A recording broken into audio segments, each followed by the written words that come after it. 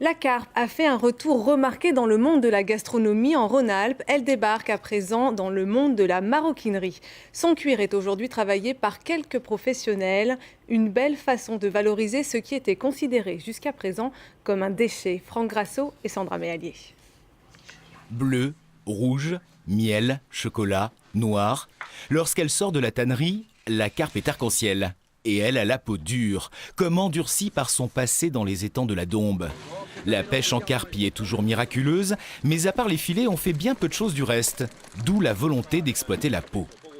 Ça permet d'une part de valoriser aujourd'hui quelque chose qui était d'un déchet, et puis ça apporte une autre image sur notre poisson, qui est souvent décriée. Là, on est plutôt sur une image qualitative, et puis on est aussi sur une économie complètement de proximité, une économie locale, où on fait travailler des ateliers de transformation, bien sûr les pisciculteurs, et puis aussi des artisans locaux tout autour de la Dombe. Des portefeuilles, des ceintures, des bracelets, des carnets décorés. Le monde de la maroquinerie est allé à la pêche aux idées pour relever le défi.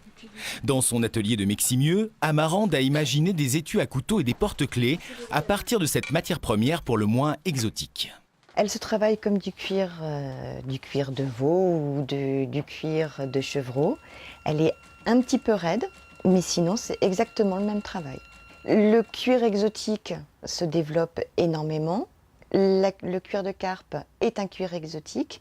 Il ne faut pas oublier que le premier cuir de poisson qui a été utilisé, c'était au XVIIIe siècle, ce qu'on appelle le galucha, qui est la peau de raie. La carpe élevée en Dombes est une carpe royale, avec des écailles seulement sur la ligne dorsale, parfois sur le ventre. Chaque peau est unique, chaque pièce devient unique. L'originalité, c'est aujourd'hui l'arête centrale d'un projet qu'éleveurs et artisans espèrent bien mettre à flot.